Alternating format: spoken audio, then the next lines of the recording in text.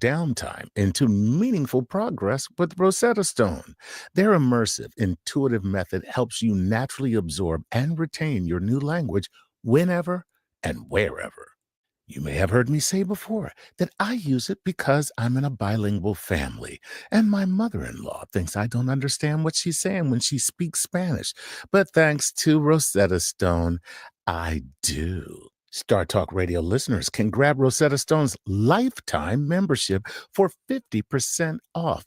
That's unlimited access to 25 language courses for life. Visit rosettastone.com/StarTalk to get started today. That's rosettastone.com/StarTalk to get started today. No esperes, hazlo ahora. That's don't wait, do it now. And don't wait, do it now. You ever walked around a neighborhood and wish you could see inside somewhere that was available for rent? Well, let me just give you a tip. Don't climb up on the ledge and look in the window.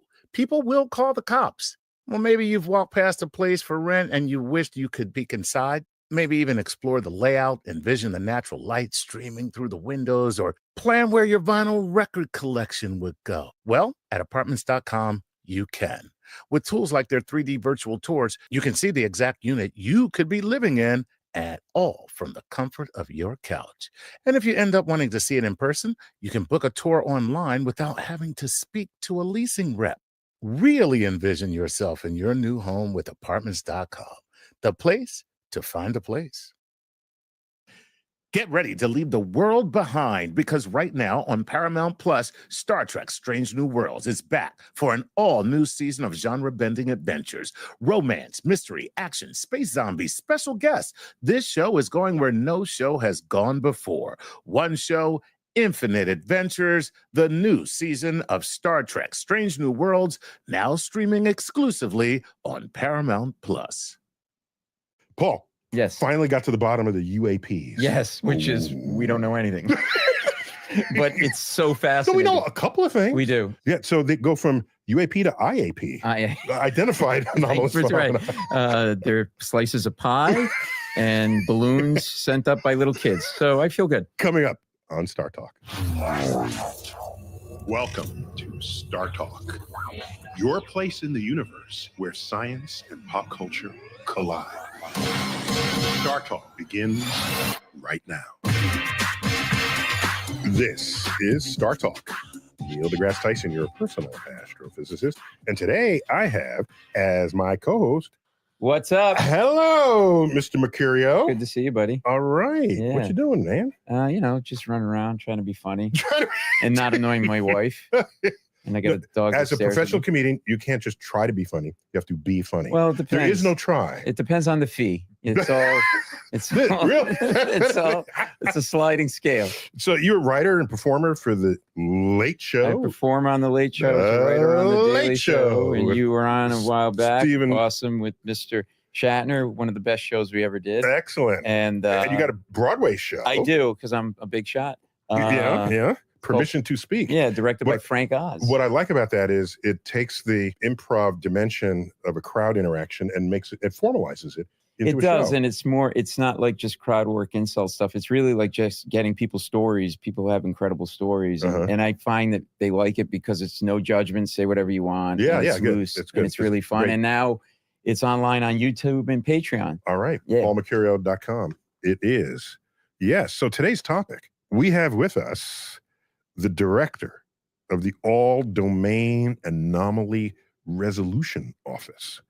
I think I said that right. You did. The AARO. Please join me in welcoming Jon Kosloski. Did I say your name right? You did. You did. Thank you. Welcome to Star Talk. It's a pleasure to be here. Nice to have you. Oh my gosh. There is no one in the world, perhaps no one in the universe, that isn't interested in this topic. It's a great topic. Totally a great topic. Yeah. Yeah. Fun job. Do you ever get burned out when you go out and somebody wants to talk to you about it? You're just trying to have a beer? It hasn't happened yet, but maybe I'm going to tell everybody to do it. Where do you live? Just give us your address. Post it on your webpage. Yes, exactly. So you're trained in electrical engineering. Yes. Love that. And you did research in quantum optics, I think. I did. Is that a good way to classify that? Yep. And you were formerly with the NSA in the Research Directorate. Yeah. NSA. People have love-hate relationship with the NSA. They do. In case you didn't know that, I just thought I'd... Be careful what you say. I still technically work for them. I'm just on a diversity assignment for a couple of years with AARO, so I do have to go back. I could tell you work for the NSA. You seem very calm. You're controlling your heartbeat right now, aren't you? That's right. That's training. That's training. So our audience is not unfamiliar with UAPs. We've done a whole show where we had one of my colleagues, David Spergel, who was head of this was a civilian commission to look at the reports of unidentified anomalous phenomena. But you're the first one we have who's from on the inside wonderful. On this. So we're delighted to have you. And we have a zillion questions. Bring them. So let me just start off. Tell us, why were UFOs rebranded as UAP? That's the only way I can think about what you guys did. We all know what UFOs are, unidentified flying objects. And now you're still using the U, unidentified, and anomalous, that is extra, I don't know what it is. And then P is phenomenon. So what led to this need to rebrand it? Yeah, essentially the public took over the term UFO and made it synonymous with extraterrestrials. And for us in the government, that becomes problematic because the definition sort of supposed to be in the name, unidentified and anomalous. We don't know what it is. We need to approach it without bias. Could be any number of things, but if we just assume it's extraterrestrial, that's going to guide our investigation. Got it. So it put a little distance between you and that assumption that people make. Yes. So you were working in this broader sense while UFO existed, and you would get annoyed. You'd be in the office and start screaming at the TV when you saw somebody say UFO. Not me personally, but some of my predecessors. I heard it was you. I really heard that you went, no. Okay, so an anomalous phenomenon, how would one commonly be detected? So the most common detection is just the human eyeballs. Okay. Most of our reports are coming in from people, but that lends itself to think that cameras are also going to be a great way of detecting them. You think, right? Yep. Your doorbell cam is going to pick up every weird flying object. Most of those are probably grasshoppers or gnats. But it's probably going to be coming in from cameras. We're also going to be using radars and other types of sensors, anything that can pick up a physical object, and then looking at electromagnetics as well. Okay, so you have a background in quantum optics. I do. Do you get to use some of that research background from your PhD in this effort? I hope so. I think that if we're digging in, tell us what quantum optics is. It's just thinking of light as photons rather than as waves. Is that all it is? For the most part, that's what it is. Yeah, it's looking at the unique nature of light once you get down to the really small phenomenon. But it has a wave property. It has phase. You know, there's interesting things that can be done with optics at certain levels. Can it explain light emissions from UAPs? Because I know there's sort of unusual light emissions at times, right? Don't know. We don't have good enough scientific data, and that's really the heart of the problem right now. So the whole notion of detection of some kind of electromagnetic energy, you're uniquely positioned as an expert, a research expert in that field. Yep. That's what we're going for. We have enough fuzzy pictures of Bigfoot. Now we need some. We have to put out some more standard sensors. And then once we have an understanding of what the phenomenon could be, then we'll look at upgrading the sensors. But we have to go from just eyeballs to sensors. So it's a huge step right now. And there are many more eyeballs that are just regular people walking around the world than you could ever duplicate in your own government. Yeah, there's no substituting for that kind of volume. And listen, I think that's great, but we're human beings. My neighbor, I don't want to go off of his eyeballs. He's nuts. Anybody watching, 4 people in your life, would you trust that? So don't you get a little, how do you vet these in all seriousness? Yes. Unless the guy shows up with foil on his head, Neil, how do you vet some of that? That's a great question. So we believe that everyone coming to us is sincere, and we accept everything that they're saying, and then we look to corroborate that. So it's not any one narrative that we're going off of. It's the collection of narratives. Very important. You don't prejudge what they're saying. You receive it as some form of data, however flawed it might be. Absolutely. And so now what distinguishes what you do and your interest in collecting data from what I know my colleague was interested in, David Spergel, who was head of, there was a civilian panel that was brought on during the hearings to report on what might these objects be, how might NASA participate, how might we crowdsource data. So they came out with a suggestion that maybe there's an app that someone develops that if you see something, invoke the app, and the app will gather all the right information from your smartphone, because everybody's got a smartphone, and then feed a central clearinghouse so that you can have as best information as you can gather. That's what he was talking about. So what might you know or what you have access to that would be different from what he was trying to solve? And is that a matter of what's classified versus what's not classified? Not so much classified versus unclassified, but maybe resources and the ability to reach out a little wider audience and partnerships. So we read the study from the NASA. We had folks participate in that. A lot of great recommendations, and we're following. I thought it was very, very sensible and level-headed and honest. And one of the issues we have, though, is if we're collecting data with cell phones, it's a very small aperture camera, and if we're taking pictures of something rather far away, similar to with telescopes, small aperture telescope, you're only going to get certain resolution, and so we're looking at larger sensors, more widely distributed, and so we're going to be tying in with a variety of sensors from other U.S. government organizations. And that's really the benefit that our office brings, that ability to partner across the whole federal government, as well as with the private citizens and academia. And you're a branch of the Pentagon. We are, yes. So what is an example of what would become classified information relative to non-classified? Yeah, so there's nothing inherently classified about the anomalous phenomenon. It tends to be... Because we can all see it. Exactly. Right.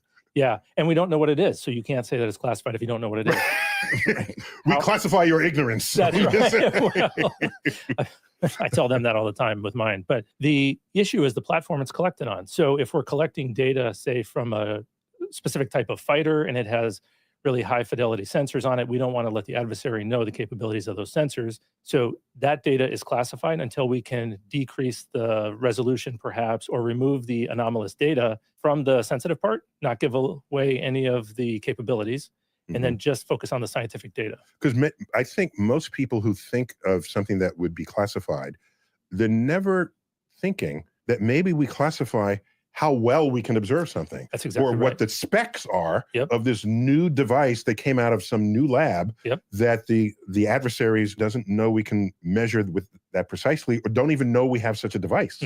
And so, because people usually think it's classified because we found an entire flying saucer, that's classified, right? But most of what's classified is not that. No, it's the quality of the sensor, the quality of the data, where we fly the platforms. You know, if we're flying in an area where we don't want the public necessarily to know about, we'll have to scrub that data a little bit before we share it with the public. So we're talking about adversaries, foreign adversaries. How do you...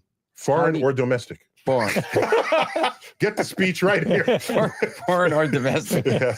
How do you get a sense if you're looking at something that's potentially UAP is in fact sort of some advanced technology from a foreign adversary, and how do you, and then do they sort of leverage off of us not knowing and get into a disinformation campaign?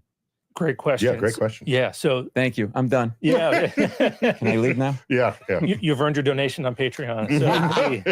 So any unknown phenomenon is an opportunity for an adversary to be operating. And that's really one of the reasons that our office is inside of the Pentagon. It provides us access to all the information about our programs, which we would call blue programs, as well as what we know about potential adversary programs and where our sensors You said blue programs? Blue. So U.S. government blue, as in the blue? U.S. Air Force. Yeah.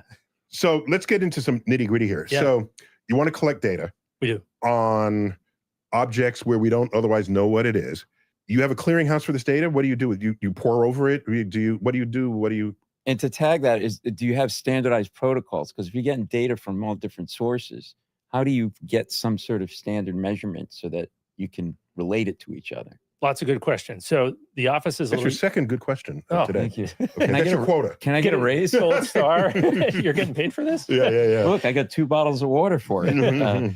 So the data right now is primarily coming in from Department of Defense channels. So that's pilots, ground crews. We're also getting some from the FAA and from some law enforcement. We are going to be opening up to the public soon and have a public reporting mechanism. How soon? Hopefully by the end of this fiscal year. So before October. The government fiscal year. So Yes, in 2025. Yes. Yeah. Website? Before October. It'll be based on a website, and we can circle back to that in a minute. But the data comes into our office. Right now, it's primarily narrative data. We're going to be tying into more sensors, as we talked about, so that'll be slightly different. And by the way, if people are encouraged to use their smartphone or use some other detection device, then there'll be less narrative data that you'll be cued into. Absolutely. Right. And so in this website, they'll be able to upload certain types of media, pictures and video up to a certain volume. You know you're going to get a lot of weird pictures. Like guys at their birthday party, stuff like that, just whatever. We're prepared for that. But inside of that large haystack, hopefully there'll be some really nice needles that we can use. And so potentially a lot of data. Right now we have a little over 1,800 cases. And so we're going to be investing heavily in automation, machine learning, artificial intelligence that will be able to triage, use natural language processing, look for correlations across that data, and feed into investigations. What will you do, which we're already contending with, when people introduce fake data created by AI? Do you have safeguards against being fooled by that? We're working on it, but I don't know that there is a work every time solution. Mm-hmm. I think that there's always going to be advancements in that technology. They're coming out weekly. Yep. And it's just going to be an arms race essentially in how well we can detect that. But it'll be one of the offshoots. But you know, it's also true. If someone claims there's a flying saucer in front of that place and then they produce a photo of it, AI generated photo, and no one else has any other photo, yet there are other people in the street. Because when you have multiple photos, you have different, you can triangulate on what's going on. You're like Columbo. You're like, it's like amazing. You figure out if there's 5 people and one gives and the other doesn't, then that's No, I'm saying it's very hard, even for AI, because AI doesn't think this way, to properly reproduce every angle that everyone has on that object and what that object would look like from every side. Right. And most people who would want to pull such a prank wouldn't know enough to even give the right instructions to make that happen, is all I'm saying. So that's part of your checks and balances on the data that you receive. It is, but similar to the narrative data, we're not going to go off just any one report. It's all about feeding into the scientific method.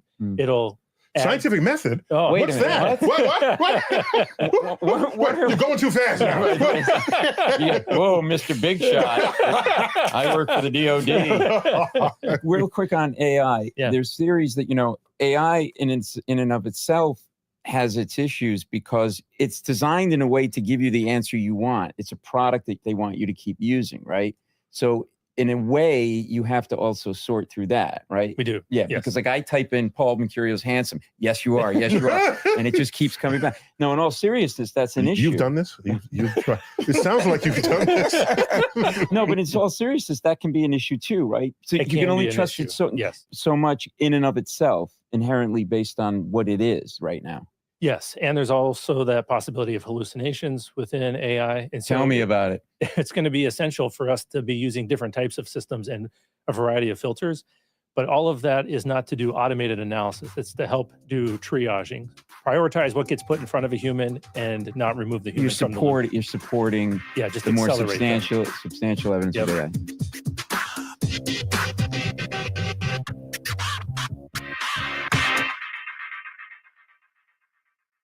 This episode is brought to you by FX's Alien Earth. From creator Noah Hawley and executive producer Ridley Scott comes the first television series inspired by the legendary Alien film franchise. A spaceship crash lands on Earth, bringing 5 unique and deadly species more terrifying than anyone could have ever imagined. And a technological advancement marks a new dawn in the race for immortality. FX's Alien Earth premieres August 12th on FX and Hulu. Hello, I'm Finky Brook-Allen, and I support Star Talk on Patreon. This is Star Talk with Niel Degrasee Tyson.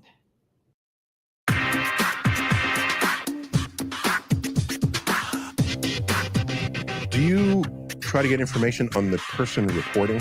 The reason why I ask is many people who saw the Navy video, of course, with the monochromatic tic-tac, and you hear the excitement and in the Navy pilots, were those F-18s, I guess, where they were flying, in restricted airspace, of course. But you hear that excitement, and then you say to yourself, these are Navy pilots. They wouldn't be trying to fool us. So there's an assumption that a person's pedigree makes their data better or their reactions better than someone else without pedigree. And my view on this is, are you human? Then you have susceptibilities. Period. I don't care how many stars and bars you have on your uniform. That being said, the community of amateur astronomers in the world, it's a world community. We look up all the time. We look up more than Navy pilots do, okay? You don't get an increased number of sightings of ththings they don't understand. Because we know what the hell we're looking at. We know what Venus looks like in the twilight sky. We know what I'm on a roll here. We know what satellites look like when they're crossing the sky and when they're lit and then they disappear. Yeah. How did that happen? They went into Earth's shadow because we know this. So, do you take into account what might be the profession of the person reporting? We do. Because it can go both ways, is all I'm saying. Yeah, we're not looking for conclusions. So if somebody reports something, we want to know what they experienced, what they saw, not what they think they saw. So yeah, but but of course you're going to get what they think they saw. I have correspondence from an old lady in Brooklyn who wrote to me saying, she didn't know me. I was just director of the planetarium. Yeah. So that's what I was. You're just that guy. I'm just that guy, right? She writes to me and says, there's a hovering... There's a hovering light in the sky. And so I wrote back and I said, what direction are you looking? Well, I'm looking towards Manhattan. So, so east. She's looking west. Okay. So I know that Venus was visible after sunset at that time. And I say, well, how high in the sky is it? Well, it's about a few inches above Marty's Deli. This is what you're going to get. This is what you're going to get. And then I said, oh, okay, you're very likely seeing planet Venus. It is very bright and it's not hovering. It's just there and it's going to set like everything. And she said, wow. And she had a kind of an older voice, so she had to have been there a while. And I said, because I'm thinking, this is not the first time this has happened to Venus. So how come you've never noticed this before? Oh, there used to be a building blocking my view and they tore it down and now I can see the sky. I would just want to be in her apartment. Irving, I'm telling you, it's not a street light. It's not a street light, Irving. See, I told you. Look, they typed that. It's there again. It's coming for us. It's coming for us. So she is speaking truth. Yep. As her perceptive ability enables her. Yes. And no, she's not interpreting it. She's not saying, I see aliens, flying in the sky. So there was that accuracy, but to tell me it's a few inches above Marty's Deli is not helpful, right? It requires a lot more legwork on our part after the fact, and we do get a lot of that. But we find that most people do report, like you were saying, what they're seeing, and it's fairly accurate. Now, the context is a little off from our perspective, but when we talk to folks, we're not looking to look at their pedigree, like you were saying. We just want to understand the context. Were you stressed? Were you looking up? Were you looking down? What was going on with you? In a way, you have like multiple safety nets regarding getting just narrative information from people, from the average person. So as you start to sort of sift through that using those, and you standardize it as best you can, as you said, at this point. Yeah, there will be a standard for the public reporting, which isn't out yet. There will be a standard form that will ask certain questions, and then people will be able to add additional context in the email to fill it out. And so how many people are in your office? Several dozen. Okay. It's a little fluid. People are coming and going. So that feels like the right number. I mean, at least initially. If it becomes a big thing, sure. Yeah, and it's not the size of our office that's really critical. It's the partnerships that we have across the U.S. government and that we're building with the federally funded research and development. So many of those people are establishing that connectivity. Exactly. So what would be cool if you guys developed a kit? People would buy this kit, that has different tools of measurement, and then basically you're deputizing everyone to become a scientist. Yeah. So there are some UFO groups that have designed kits, observatories essentially. And there are badges. You gotta have a badge. You need a badge. It's not official unless you have a badge. Big shiny badge. Once you get me one, then we can start handing them out to other people. I wouldn't mind that pin, by the way, if you want to throw it my way. Anyway, go ahead. Okay. You have one? Here you go. Oh my God. What? I just got a free pin, everybody. What? But this is going on eBay in an hour. They better bring a lot. But you're absolutely right. I think getting more sensors out into the country, getting more data. And these are sensors that have a uniform calibration because you're supplying them. I think that's a good idea. Now, whether or not we, the U.S. government, can sell sensors, probably not. But what we can do is procure sensors. We can deploy sensors and potentially provide that data back out to the public, like through data.gov. NASA does this already. Oh, good. Other groups have done. I forgot there's a data.gov. Yeah, they push data out. And so I think that similar to the way that the folks have helped NASA observe things coming in through the analysis of their data, we should be able to push our data out and help them find the unusual Just because the amateur astronomy community has more eyes on the sky than professional astrophysicists. So they will discover things and then alert the professional community, and then we can turn our big telescopes on it Absolutely. and get a better view. We're thinking the same thing. Yeah. So you also have to be conscious in the location and the type of sensor affecting geographical bias, and do you run the risk of what's geographical bias? One of the biases of that you have to face, right? And then you have hot spots, or that aren't truly hot What's spots. a geographical bias? There's a presumption that UAPs have been seen in one area, and so people start to think that they've seen more in that area. Sociological effect, essentially. Yeah.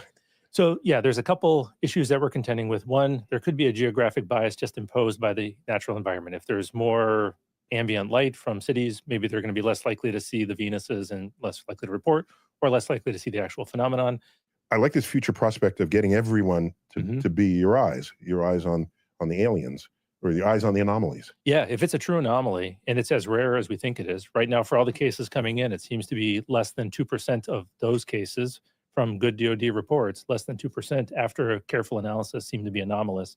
We're going to need an awful lot of help. Well, let me unpack that. So of all the reports, what you're saying is 98% are explainable, apparently not by the person who made the report, because otherwise they wouldn't have reported it. After careful analysis. Like my fellow astronomers. Like, we know what weather phenomena does. We know a lot of things, clouds, So I've seen things with like, wow, if I didn't have the background that I do in meteorology and in night sky phenomena, I would be totally calling that in to the government, to whatever level of the government would take interest. So now, given that, you say about 2% remain unexplained after all of your analysis. Yeah, so we've closed about 40% of the cases. About 57%, we don't have enough good data, scientific quality data, to do a careful analysis. But they're still open. They're still open. We are always looking for additional data. That's when he said not closed. That means open. Oh, is that right? Yeah, But not closed means. It's a great point, though, because some people think that we just close a case when we don't have the data. We're always looking for more data, though. Breakthrough technology, right?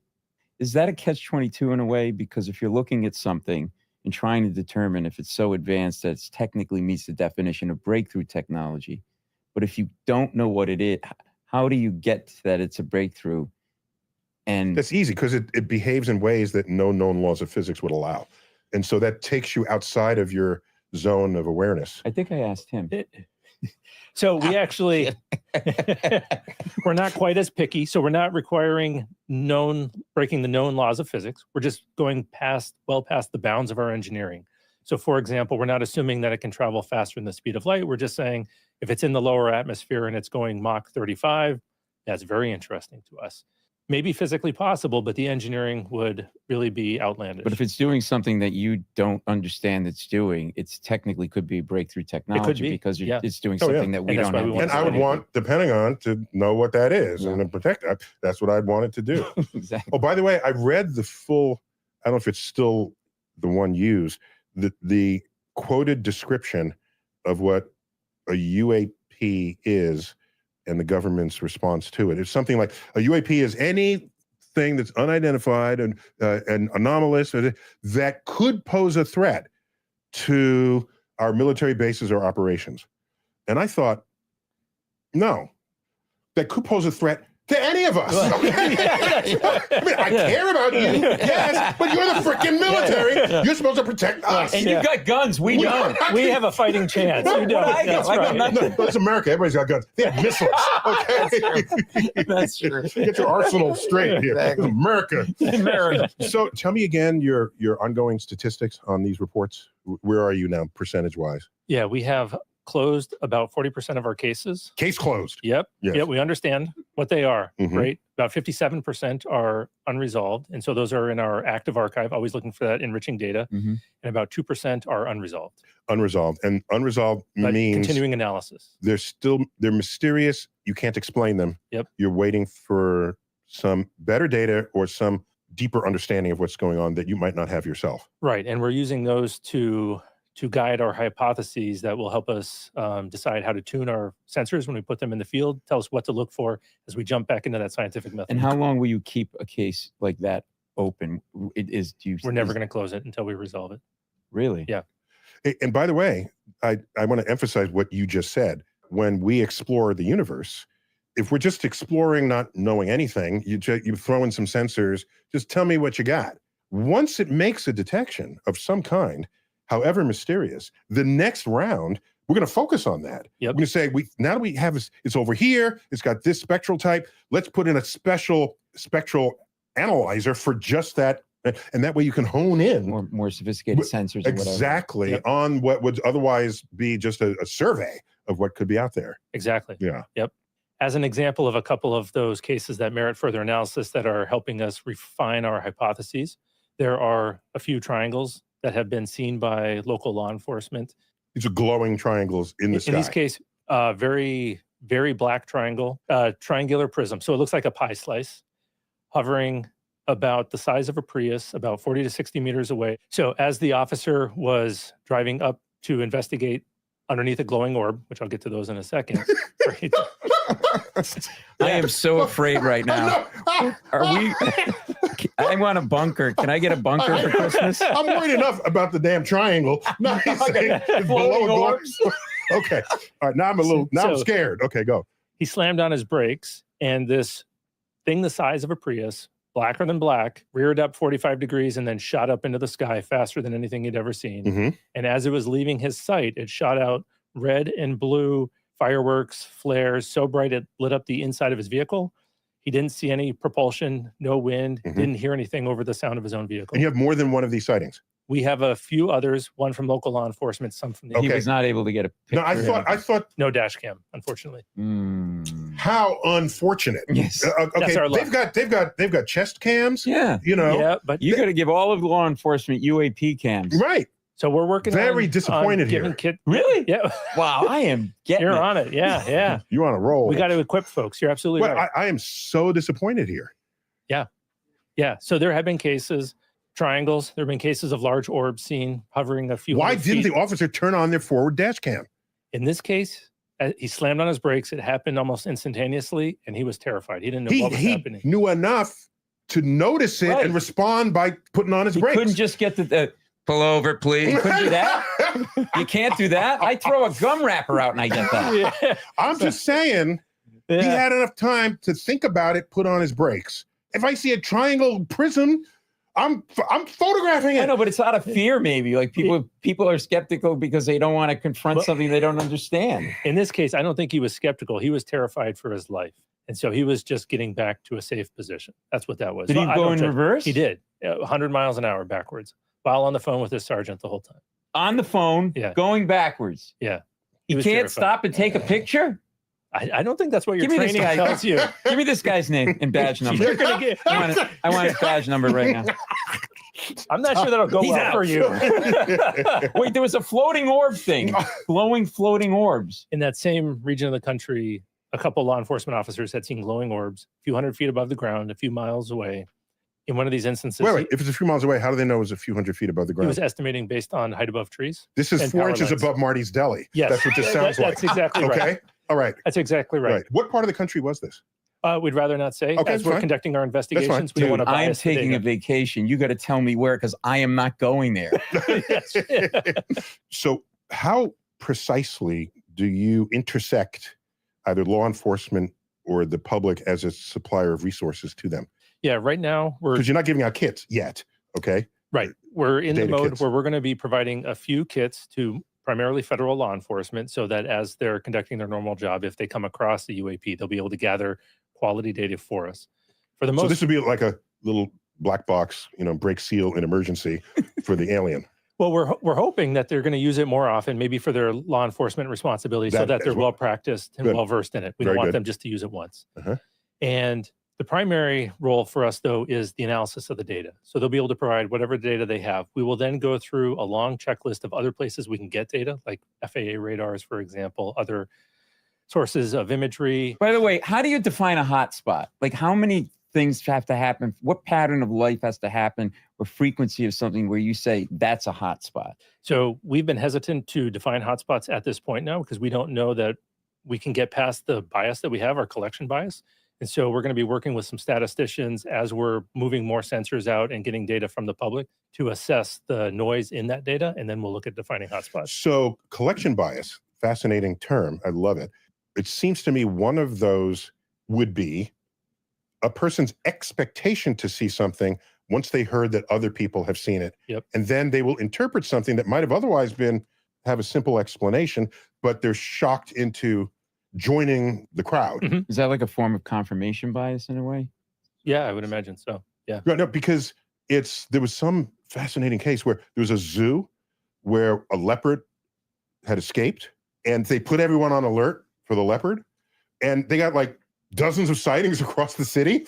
And then they finally found that the leopard was asleep behind a door and never left the zoo. So people's expectations. The leopard was a placebo, basically. Yeah. But an interesting psychology experiment that would become.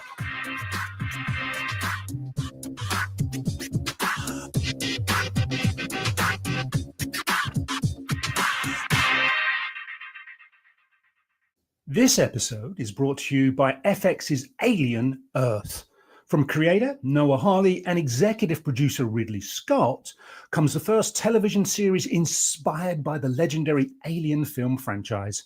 A spaceship crash lands on Earth, bringing 5 unique and deadly species more terrifying than anyone could have ever imagined. And a technological advancement marks a new dawn in the race for immortality. FX's Alien Earth premieres August 12th on FX and Hulu.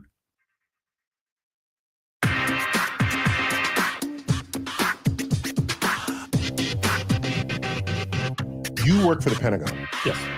So I don't care what the thing is that you don't know what it is. I care about your assessment of whether or not you think it's a threat. And so where's the line between this is just some sky phenomenon, even if we don't know what it is, don't worry about it. And this could be a threat. It could be an adversary or foreign or domestic. And that's your job. To protect us. Yes. How do you find the line and how do you draw it? Great question. When it's unidentified, we try to look at, is it demonstrating any anomalous characteristics, and is it doing anything that would demonstrate that it's potentially an advanced technology? If it is, for example, a blurry blob floating at the speed of the wind at some normal altitude, we would probably assess that's not a threat. If it is far away, that would be a cloud. Cloud, a balloon, yeah. Things that the DoD doesn't usually worry about. Yeah. I don't know. Okay. That That's cloud, exactly right. that cloud looks menacing in more ways than one. It might rain. Yeah. It might rain. You got to come on the road with me. Oh, the Be a two of straight you man. are funny. Yeah, you got a thing. So it's a threat assessment ultimately that Yes. you want to make. And so we have too many cases to be able to do a month-long, multi-month-long analysis of every one case. And so we have to triage them. And we do that based on how much of a threat it might be, how anomalous it seems to be, how urgent the case would be, and then the quality of the data we have You available. also have to look at all the various biases as well, right? do, I yes. mean, it's like confirmation biases. There's the stigma. Is that still an issue where It shouldn't be. So it's all in the news, mainstream media. It shouldn't be, but it is. We see it across different pockets. Some of our partners aren't comfortable reporting, but No, it's gotten a lot better. Stupid. Yeah. No. But there are you people- tell them Niel Degrasee Tyson said. Okay. I'll get a note from Dad. Yeah. You report. Okay. you know what? I think you should be the psychologist on the staff. No, I'm just saying. I'm But watching. you're right. I'm watching You're right. people testify in Congress, and they're testifying that this is real, and, Yeah. and they will show us your evidence in the back. No, because that could put me at risk. You're already out there talking about it. No, But it's also the stigma of like people don't want to report it because they think people are going to think that they're nuts or crazy. we That's have the- congressional hearings on this. Okay, I got Yeah. you on this show. Yeah. All right. If I thought it was crazy, you would have not walked through the front door. Yeah. All right. So what I want to, I have on my notes here. There are a few cases that might have been mysterious initially, Mhm. and then they were like case solved Yeah. with the rubber stamp. So I have one here. Go fast. So Go Fast. what is that? What was Go Fast? It's a classic case from 2015. It was popularized in 2017, where an F-18 Super Hornet was flying off the coast of Florida. That is an airplane. Airplane. Yep. Yes. Yes, sir. So this is the one that got probably the most press attention Yep. of any of them. Yep. That's what I guess I was reciting earlier. That has the pilot track where you can hear them. close to the Speak. surface of the water, though. It appears to be close to the surface of the water, and that's what the pilot saw. It looks like that object is just zipping along really quickly near the surface of the water. But after careful analysis of all the numbers on the heads-up display there and doing the geometry and looking at the track of the airplane as it was flying, we were able to assess that the object actually had to be at about 13,000 feet, not close to the water, and the plane was about 25,000 feet.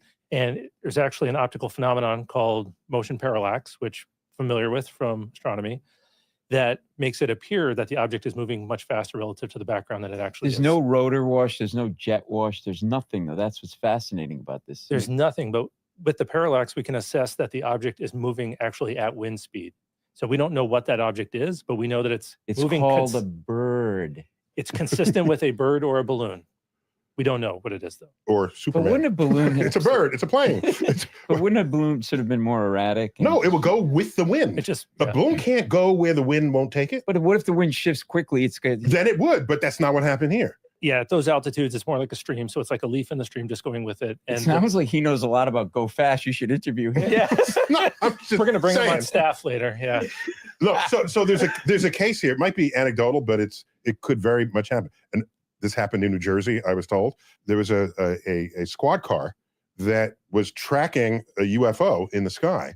And the UFO, of course, it's happening in twilight dusk, as all the. And let me guess, the UFO was in the shape of a croissant. It was darting back and forth, left and right, across the road.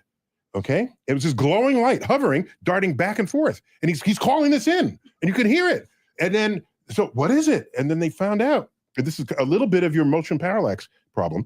It was the road was turning, and he was so transfixed on the object that he did not realize he was following the road. Please tell me he's not a cop anymore. What's his badge number? This is what I mean. In all seriousness, going back to what we talked about, getting data from, God bless people like the average person, like you're going to have a hard job. Yeah, a lot of analysis is required for these anomalies. Yeah, absolutely. That's code for a lot of idiots. Yes. That's the polite way. Not my show. Try to be diplomatic, but you know. So I got a couple more, just so you can comment on it. What do we call here? Oh, Mount Etna. So what do we have here? So in this case, we had a platform that was flying through the Mediterranean. What is a platform? A drone or an airplane with a camera on it. Yep. Okay. Sorry, thank you. Not everyone is military I'm fluent. sorry, I'm working on it. When I think of platforms, I think of stages where bands perform. The band Kansas was floating across the sky. That's right. Okay. So in this case, they're flying through the Mediterranean and they're getting video of Mount Etna as it's exploding. So they're going to, while they're watching this plume, see an object that appears to come towards the plume and then go through the plume. Superheated ash and gas. And it looks to go through unfazed. And those temperatures are between 900 and 1800 degrees Fahrenheit. And so that would seem to be very anomalous. We sent this off to a number of our science and technology partners, as well as other agencies within the intelligence community, had them do an independent analysis and then brought them together. They came to 4 separate conclusions on what it should be. Very important so that they don't influence each other in their own analysis. So that keeps the independence of the perspectives. Okay, go on. Yep. And then we brought them together and asked them to hash it out. Turns out several of the groups invented new methodologies. Several of them looked into the type of thermal turbulence that you would get from a volcano and how that would affect the imagery. Bringing all that together, the new techniques, they were able to create a model that would predict where that anomalous object would be floating through the video. And even after they lose sight of the object later in the video, they recover it. That model predicts where it shows up at the end. And even though the human eye can't see it, just in the video, with their careful analysis, they're able to pull it out. And so that validates the model. So what was it? Long story short, we don't know exactly what it is, but what I have you here? I know. Are killing me. Who? I thought he knew something. That's what my mom says every day. It's a flying toaster, everybody. Right, it's a flying toaster. Go. Okay, finish that. What we can say is that it was about 170 kilometers away from the volcano, 30 kilometers away from the platform, so much closer to the platform than it was to the volcano, nowhere near the superheated ash, and it was flying at speeds consistent with the wind again. We don't know if it was a balloon or a bird, probably a balloon. A lot of sky trash up there. Okay. But environmental factors are huge factors in what your work, right? They like are, sort of, like Starlink is also another issue where it's sort of pilots seeing things off of Starlink. Turns out the lights bouncing off in a certain way. So all of that stuff. So just to emphasize, even though you don't know what it is, the fact that it was not in the volcano, the fact that it was moving in the prevailing wind speed helped you to determine that it was not a threat. yet not anomalous. And so for neither anomalous nor a threat. Right. Okay. And so for our assessments, if it's not both unidentified and anomalous, then it's no longer within our purview. We'll hand it off to the appropriate authorities to deal with it. Okay. But since it's not a threat, The no one lackey cares. is over in the. As long as it's not that cop that couldn't figure out he was on a road. So remind me, Mount Etna, is that Italy? Yes, that's Italy. That's Italy. Yep. Okay. I mean, Italy's got that. It's got Vesuvius. Man, Italy's got. I'm so Italian. Mount Etna We're hot people. is an active volcano. It is. Yeah. Just okay. erupted recently. Yeah. Okay. Yeah. And I got another one here. The Puerto Rico object. Again, you need some better branding here for you. Yeah, maybe not my strong suit. Okay. So I what do you didn't have name there? these. So in this case, this is a Customs and Border Protection platform, and they're looking through a mid-wave infrared camera, and they pick up an object or a pair of objects, and those objects are going to appear to come together and fuse into one and then separate a couple times throughout this video. And later, it will appear that that object flies over the water, and it will appear to dip into the water, creating what we would say is a transmedium effect, where it goes from one domain to the other and then come back out. It's a flying dolphin. Well, could you tell me, do you have a sense, were you able through the analysis to figure out the size of that object? we were. So in this case, the platform, the Customs and Border Protection platform, was flying around the airport, and by analyzing its trajectory as well as the direction that the camera was pointing, we could assess that the object was actually flying over the airport, more appropriately floating over the airport, slowly descending. And it just appears that the object dips into the water because the water is in the background and it's an infrared camera.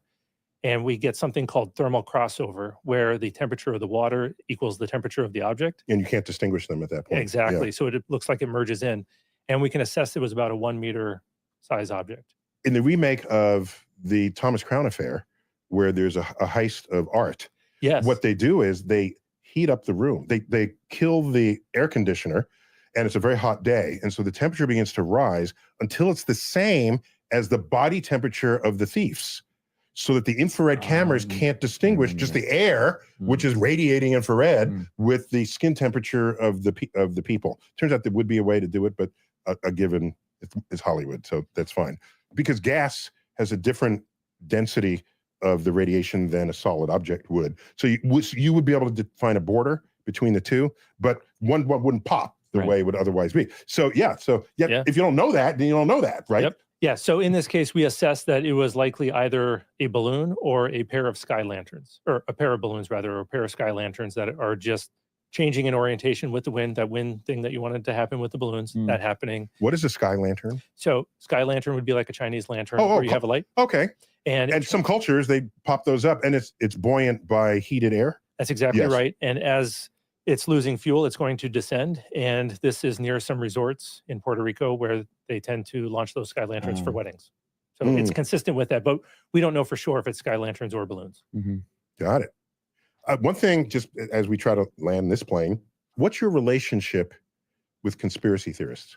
So we're not looking to debunk anything. We're not the belief police. And so... Yeah, but you have street cred from the NSA, and nobody trusts the NSA except when we want them, and then they're our friend, right? Yeah. There's a love-hate relationship, or at least that movies have with the NSA. Yep. So why should anyone believe anything you ever say? I don't know. I'm not going to make an argument that they should, but what I said that differently. I probably could have. Okay, take two. Oh yeah, who says? You and what army? So, what methods, efforts do you invest to gain the trust of people who are reporting to you? I think that the only method that we have is absolute transparency. And so it's difficult from within the Department of Defense with the different data sources that we have, but we're working towards releasing more videos, releasing them faster, releasing more of the narratives, shining a lot more light onto the data that's coming in and the cases as we're resolving them.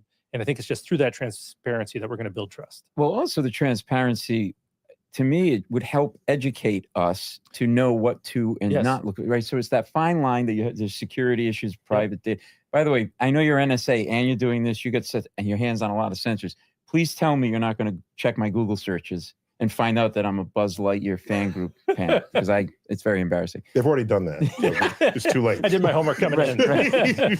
But is that transparency and sort of educates us to be able to help you? It does. So in addition to showing the raw information that's coming in our final product, additionally, as we discover these phenomena which are being misidentified, such as the Starlink flaring that you mentioned, we are building educational materials that we're releasing through papers, through videos, and we want to get that out to the public, not just to affect the conspiracy theories, but just so that the public understands when they look up in the sky in New Jersey or elsewhere, what are they seeing? It makes your life easier because they can start ruling things out. It does. Yeah, it'll be a smaller haystack. Especially New Jersey.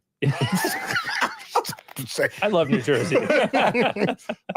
So thanks for your time. And, it's been my pleasure. And you came up from Washington for this, and we Fascinating stuff. Very much appreciate that. Thank you. Obviously, the subtext of most people's interest in this is whether we're being visited by aliens. Whether or not you have the more antiseptic view, is it a threat or is it not, or is it a balloon? People are saying, is it an alien? And I get that. Mm-hmm. Hollywood stokes it within us. More than 1 billion high-resolution photos are uploaded to the internet every day that people obtain with their smartphones around the world.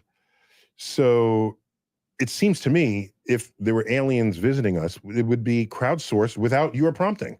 We'd have pictures of flying saucers, and there wouldn't be a fuzzy dot in an infrared camera in a restricted area. We would be flooded with data. And so do you have any insights or a sense of people's urge to want to be visited by aliens? I don't have any brilliant insights. I'm just a lowly engineer. I think that it's an exciting prospect. It's the possibility of the unknown. It's the possibility that there could be something coming next that we don't have access to now. People want to look forward to something. Maybe that's what it is. But in regards to the data, a cell phone's an awfully small camera. And so if extraterrestrials were coming here, the chances that they're going to be within 50 feet of that camera are pretty small. So whether or not we'll be able to get that. Well, most of Earth data is not inhabited. But one thing we are missing are the alien abduction stories in the era of the smartphone. I have one. Stop. Because they used to be. It happened in a cornfield. No, so it used to be common even for a person to retell a story of getting abducted and getting their orifices probed. And today you could just film that and post it, and it would go viral instantly. I mean, cat videos go viral for less. So there's none of that. And so I'm disappointed that we haven't been visited. I want to be, I'm all for the aliens. And all my people are for aliens too. Don't get us wrong. Yeah. Every night I'm out there with my telescope looking up alone in the stark silence of the night. I just waiting for a beam of light to come and just take you away. Oh yeah. And you'd go. It looks like I wouldn't have a choice. It looks like I wouldn't have a choice if that's what was going on. No, you might be an option. Depends on what plan you bought to go. Yeah. Okay. So take us out. What should we look forward to going forward? The public reporting mechanism should be coming out, as I mentioned, before the end of this fiscal year. Good. And we look forward to not only receiving those reports, but then sharing more information. We're going to be building more on our transparency. Do you work with other countries as well? We're working towards that. Okay. Yeah, working towards that. We're going to have a scientific journal coming out in FY26, nice. fiscal year 26, and we're going to have some. Does that have some name that is completely forgettable because you don't have English majors helping you name things? Picture book. What's the journal going to be called? We'll get back to you on that. Why don't you I don't want to be judged in Why a don't moment. you gave me a pin. Let us name it. Yeah, call me. You're part of the club. Neil Yeah, and I will name it. I'll let you tag it. Yeah. I'm good at this. Call me. All right. I'll let you write the first article. But that journal is going to be coming out. We're going to have a variety of workshops, work on engaging with the citizen scientists as well as more academics. Beautiful. Yeah. I look forward to that. Well, again, thanks for making the trip. Thank you. I appreciate this. All right. And good luck going forward. Thank you. Great having you on. All right.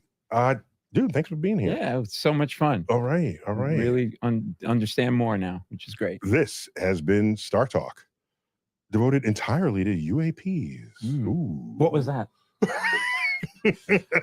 Okay, sorry. I'm Niel Degrasee Tyson, as always, bidding you, especially now, to keep looking up.